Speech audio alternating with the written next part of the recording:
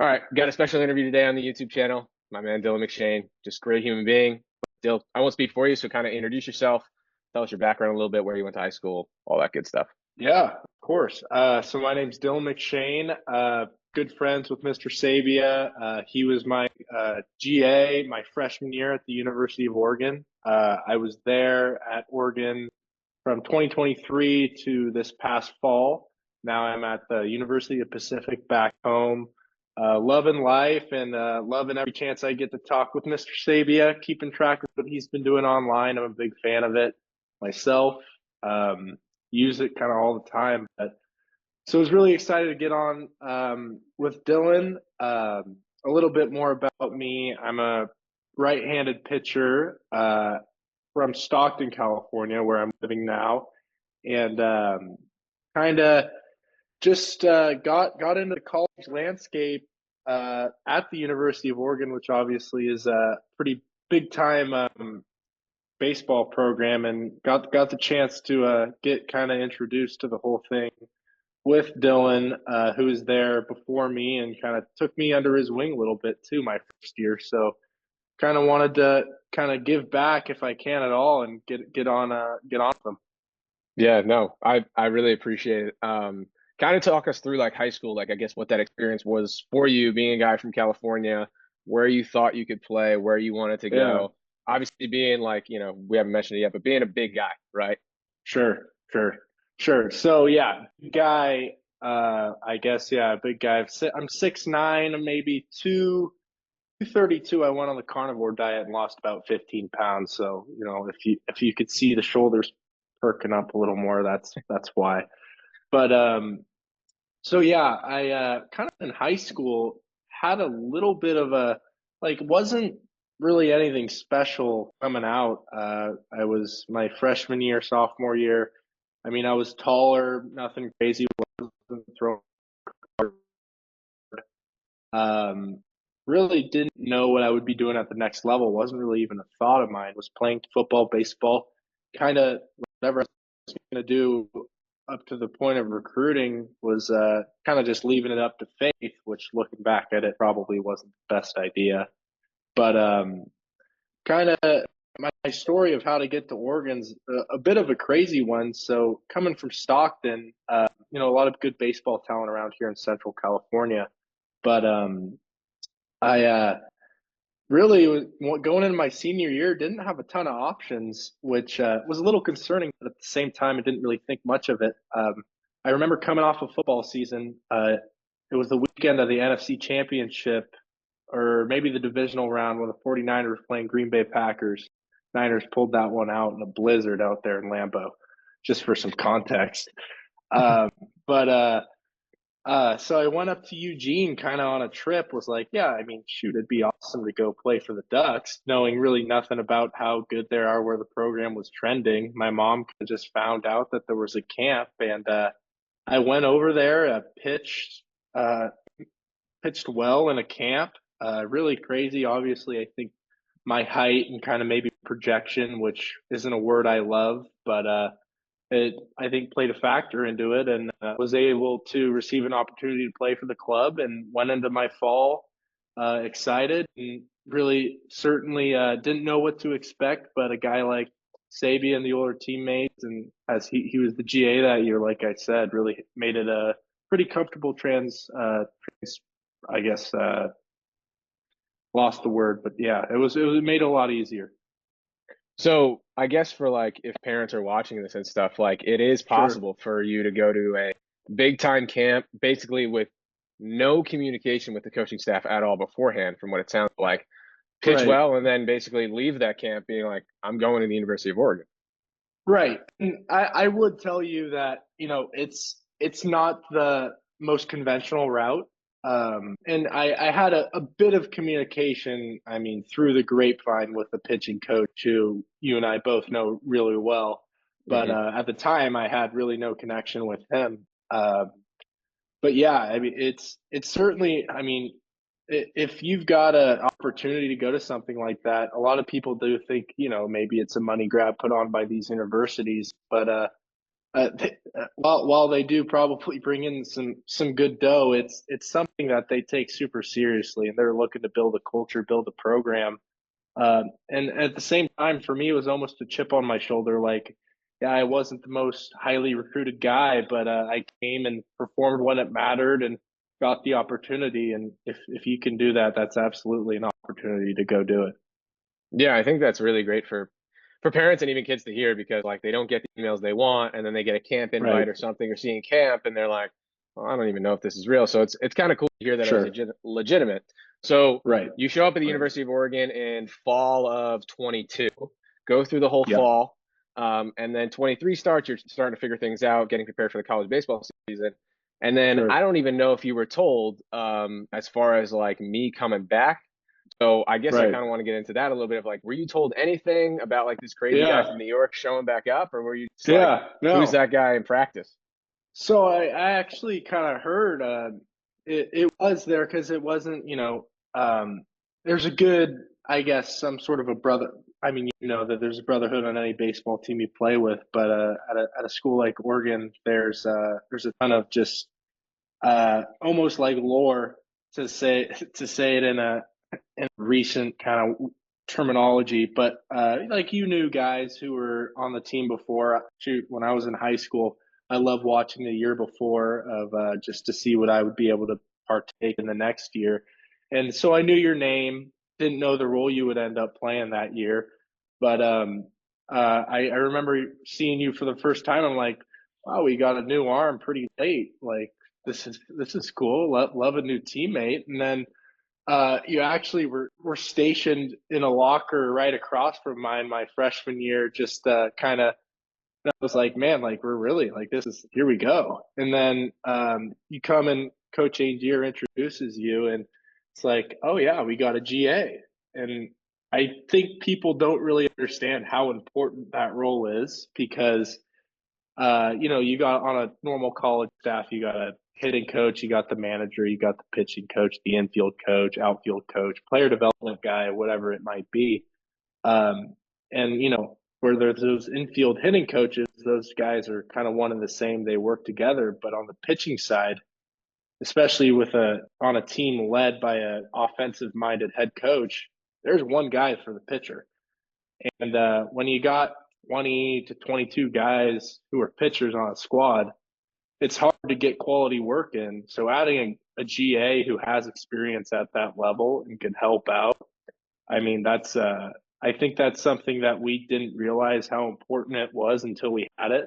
Because, I mean, the ability for our pitching coach to kind of I guess give over some of the workload and work hands on with the other guys that maybe he couldn't get to that day or do stuff, whether it's charting games. I mean, that really became something that we could rely on, and I thought was super valuable.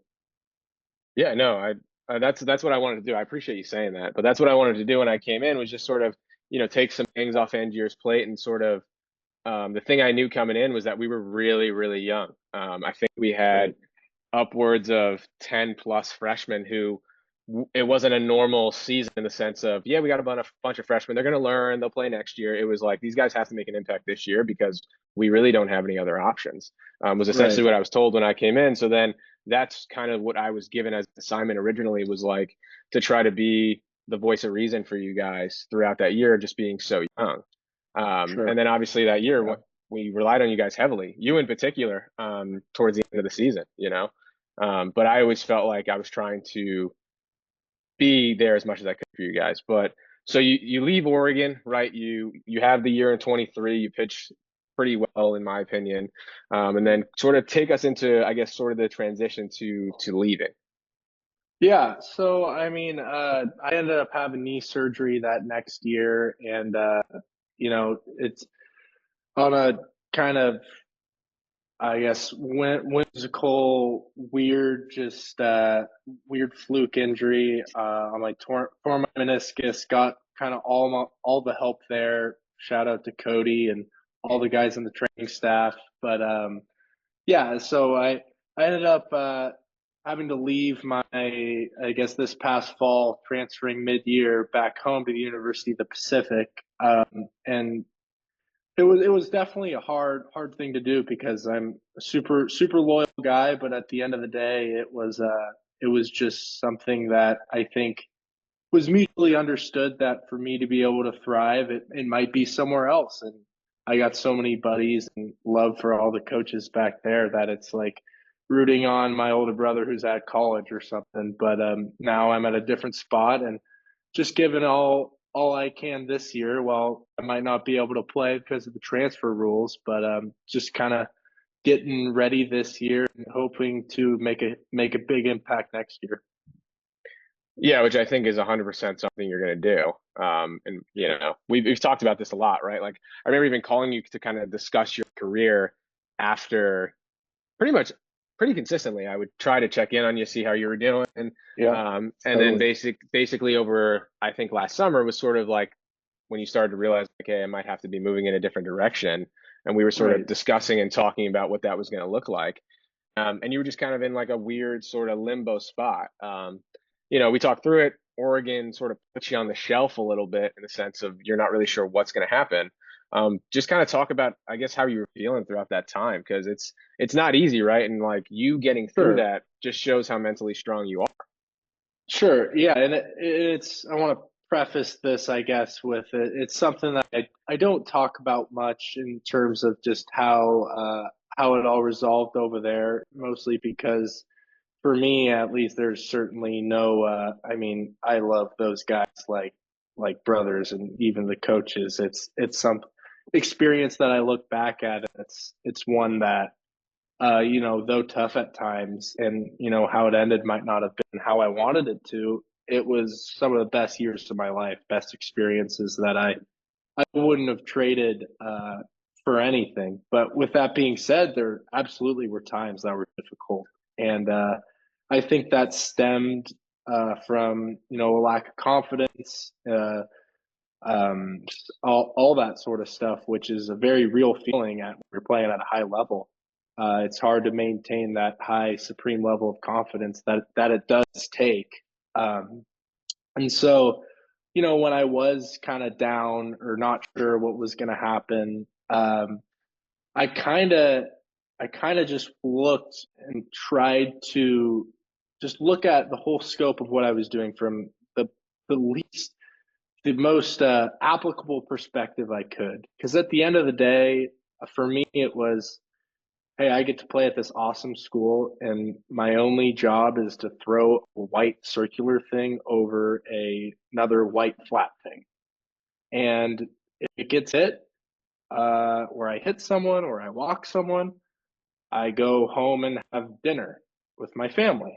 And so it's like, okay, that's the worst that can happen. And it's hard putting that sort of stress and hard work and trying to be able to take a step back from all that. But at the same time, that's really the only way that I feel I could find the joy in that. So yeah, it was an awesome experience, but I think those kind of battles have certainly made me a lot stronger and more confident where I am today. Yeah, no, 100%. So you go to Pacific, you're definitely in this, in my opinion, like a better spot, just like for you mentally, you're Sure. back home, right? There's always, I think people try to stray away from the word like comfortability when it comes to baseball, but we can't pretend that Right. it doesn't help. Being at home, having your mom cook you meals is definitely something that is Mm. nice. No doubt Well, about it. An Italian mother, you know something about that. I mean, that food's next level. It is absolutely next level. So you show up to Pacific. Where is our velocity at that time frame? Like sort of when Yeah. you first show up. So yeah, it's another thing that's kind of really new. I mean, I showed up to Pacific in the fall, and I mean it's a completely different environment. While I'm am closer to home, it's a totally different thing. You don't know these new teammates. You're one new guy on a team of 39 other guys who all know each other. So it's weird, but at the same time, it's exciting. But velocity wise and progression wise, I was, in bullpens probably about 87 to 80, top in 89. And in games, I would probably be the same except top in 90, 91. And obviously, for a guy, in my opinion, with a frame like mine and a solidly athletic person, I knew I should probably be somewhere else. But as I'm sure we'll probably reach to later, there's been some development through that time. So obviously those numbers are great for probably a guy who's a normal sized human being, but being a guy who's 6'9" and you show up to campus, in your mind, are you kind of thinking like, I know there's more in there? And we've talked about this before of like even when you were at Oregon being like, you are a sinker guy, but being able to throw like Sure. a power sinker is something that could really take you to your end goal, right? Sure. Yeah. And for me, and that totally, I think the power sinker, being able to miss barrels, get ground balls, pair that off a slider, something that is a strength of mine. And for me, I'm a super cerebral guy, like which is really good sometimes, but also in a funny sense, the best guys, best pitchers I know don't really think a lot. They're Yeah, almost they're mindless in a sense. yeah, absolutely. It's kind of just kind of when you get in your own head, there's nothing harder than that. And being kind of that guy who likes to know a lot of stuff, likes to know where his numbers are, likes to understand how a hitter's swinging the bat, you can overthink. And for me, that was something that got in the way of unlocking maybe new velocity that I haven't reached yet because I'm trying to make sure I don't make a mistake. I'm holding back so much. And I think kind of when I was able to just recently kind of break past that, it really started to see some difference. Yeah, yeah, no, 100%. I mean, definitely, I think you think a lot of the guys who throw really hard are guys who constantly think about mechanics, and it's just not the truth.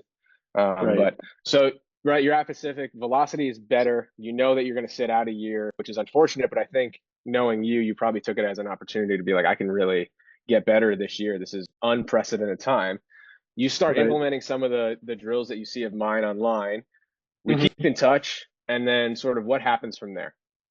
Right. So, and obviously, so yeah, like you said, kind of an uptick in the velocity in really a major way. I kind of recently been throwing, and like I had been telling you, the coaches at Pacific, who I've known for a long time, at least the head coach. And then he introduced me when I got there to obviously the pitching coach, all the other guys, and coming into a weird position, they kind of gave me a really unique opportunity to be able to throw constantly on the weekdays and the weekends and take the time to work hands on with me, which I really appreciated. And kind of that paired with a alternate, almost like satellite coach or just alternate source like yourself that I could kind of look at and say, like, hey, I could tap into this. Like, this really works for me. And my coach is telling me this. If I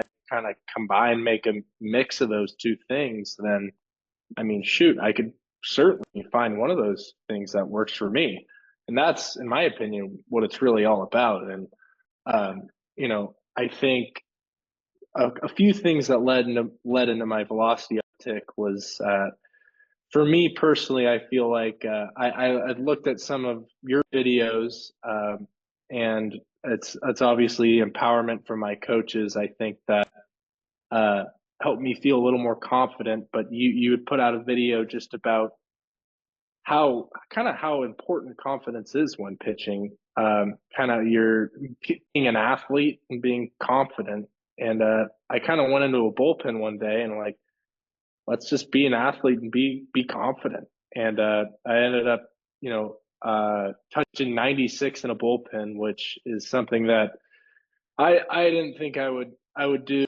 Certainly not as soon as it happened, but obviously that's got to come with command, which you're always working on. But I think it's certainly a combination of kind of the stuff I've been able to take from here, from my coaches at Pacific, or from you, which I see on TikTok, Instagram, Twitter, X, and it's being able to have that wide portfolio of connections and just things for you to tap into that I think is the value is unexplainable. Yeah, no, I 100%. I think you're in a really good spot as far as being able to allow your Pacific coaches to allow you to do things. And I think the biggest thing is us talking throughout that process, because I think if you pulled some of that stuff just offline and tried it out and didn't really know what I meant by it, it would be Right. tough. But us being able to still communicate the way we do, I think played a really big part in it. But what Totally. did that feel like to you to go from sort of that spot you were at Oregon where, all right, it's time for me to find a new spot. Pacific, you get there, realize you can't play, and then all of a sudden you start to hone in on what is going to make Dylan McShane the best pitcher he can be, and then it's a bullpen where you're throwing 96. Like, what did that mean to you? Right. So for me, it's really always been like how can I play baseball and have fun? And uh, it's obviously when you perform at a high level, that's automatically going to be fun. But when you're struggling, how are you going to have fun and stay through those ebbs and flows with a level head? And I think for me, kind of making that jump, it was understanding that like, hey, like you gotta turn it on a little bit here. Like you're entering your junior year in college, and you can't really take these random days you have at a baseball field for granted. Like those run out. Uh, I'm gonna go to the field one day, and it's gonna be my last. And I think kind of that realization is something that was like whoa, like I'm so nervous to go pitch on a random Saturday. It's like when I'm 65 one day, I'm going to be looking back and say, I really wish it was that random Saturday I got to pitch. And I think the idea of being able to look back and not have any regrets is something that really fueled me in trying to make sure that I kind of reached that point, because looking back at it, I do have some regrets, and I know how bad of a feeling that is. And I think just going forward, leaving everything between the lines, and you hear that a lot, is something that I really want to emphasize. Yeah, I mean, from my perspective, you've come a really, really long way. Being your freshman year at Oregon when I was the GA there, I always made sure to check on you and the freshman class in general, because it's a lot to go from the kid from Stockton, California, playing high school baseball to then, that year we end up in super regional. We're playing a regional at Vanderbilt. Right. We're playing in the Pac-12 tournament at the Scottsdale Giants field. We're playing in a lot of big, arenas in a sense. So I always wanted to make sure that you were always confident in yourself that you were meant to be here. And I think Right. now being at Pacific and having that experience, I think I can see that you actually do believe it, which I think is awesome. What do you think, like speaking on that confidence factor, do you think at any point there was like a switch that flipped for you or something where it was like, I belong here? Yeah, right. And I think, and I really want to give some credit to kind of the place I'm at now, and the coaches who have instilled a lot of confidence in me. But I think that also started uh, with, and I do want to preface this where I'm nowhere where you know never complacent or nowhere to the point where I'm talking to you and being like, oh yeah, I'm doing this, I'm doing that, I'm riding this fastball at 100 miles an hour. No, far from perfect, and I feel like I'm a man enough to say that. And that's why I constantly tap into a guy like you, who, in my opinion, my freshman year, it's when you're competing for a national championship, it's tense. I mean, there's times where it's like you're playing for guys who will never play baseball again, really good players who will never play baseball again, and it's serious for them. And as a freshman, you don't really understand that level of competition because you're just a new kid on the block, and when it's intense, uh, you were kind of a guy who I turned to a lot that year to be like, hey man, how do I go about handling this kind of stuff? I don't really understand this kind of environment. Like you're a guy who's done it before, and you're a guy who has the coach's ear. Like what's he looking for? Like it's a lot to kind of take in, and when you could kind of bounce ideas off you or a guy like you, it made things a lot easier, and certainly was something that I was super grateful for. Yeah, and I appreciate you saying that. To speak on that more a little bit of that year of trying to, like, I remember my goal, even if I feel like you didn't need it that day, was to always find you during batting practice and just talk about Right. something that I felt was going to be beneficial. So I guess for anyone watching, like, what would you say about me being that mentor to you that year, and then as we've transitioned into kind of keeping in touch through our phones in a sense? Right. So yeah, I mean it's not often that you get that special sort of relationship because I mean at that time what we're probably two or I mean 3, 4 years apart in age. And you know, when you're with your coaches, I mean, they're as far as, I mean, you got coaches that are up to 60, 65 years old and guys who are a different generation.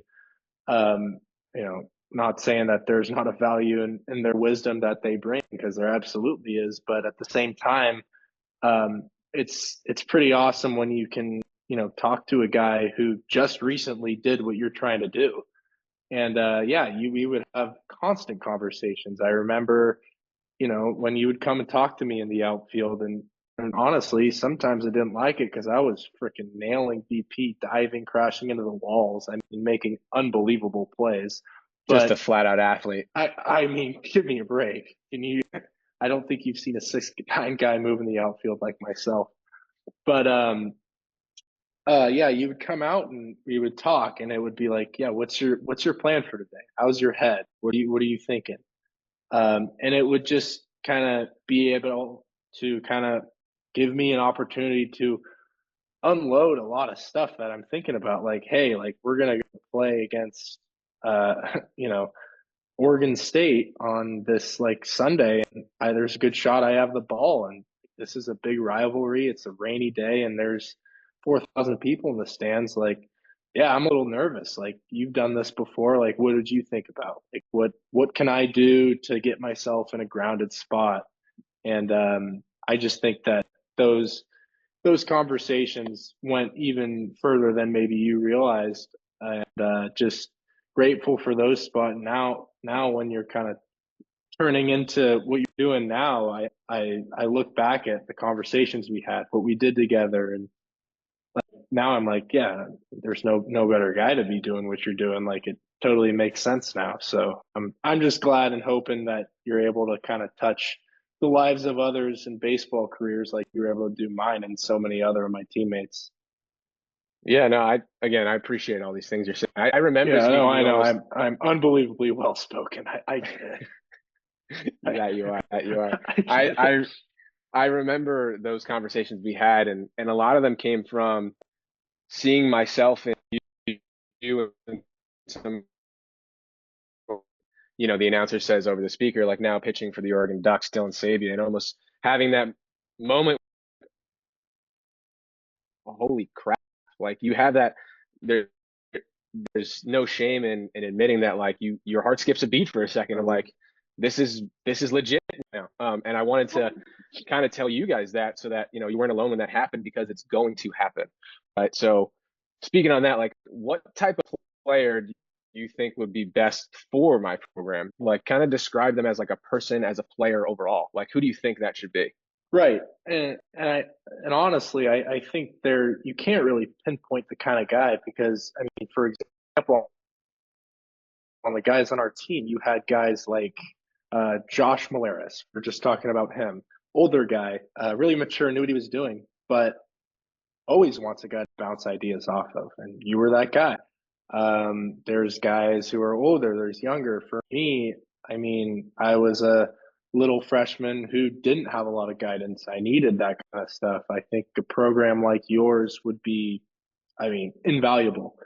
But yeah, like you said, trying to pinpoint one. I mean, whether you're a guy who is in high school looking to get recruited, you don't really know where you're at in the scope of that. Like, where do I fall? What do I need to know in order to get to the next level? Whether you're a guy in college, and I know you're working with guys in college at different institutions all across the nation, and I think if you're a guy kind of looking for guidance, if you got everything figured out, you can always tap into more. And I think you're kind of a guy who I've seen the stuff you're putting out on social media. It's not stuff you're putting together in 5 minutes.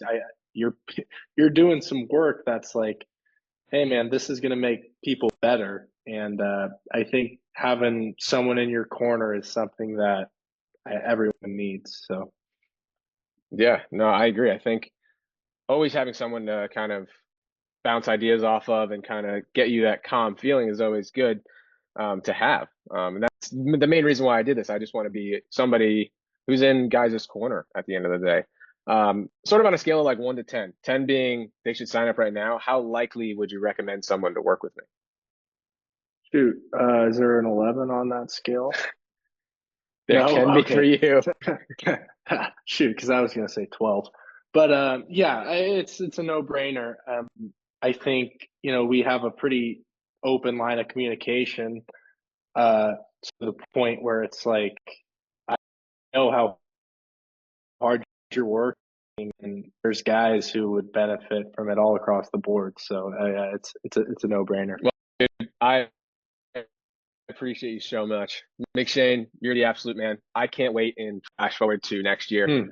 You get drafted, and then flash forward to, hopefully 2, 3 years from now to see you in the big leagues. And, if you're watching this and you want to be a stud like McShane throwing 96, getting himself back on the mound, book a call. I put it in the description. Again, McShane, thank you so much, dude. Man, thanks for having me. Go Tigers. Love it.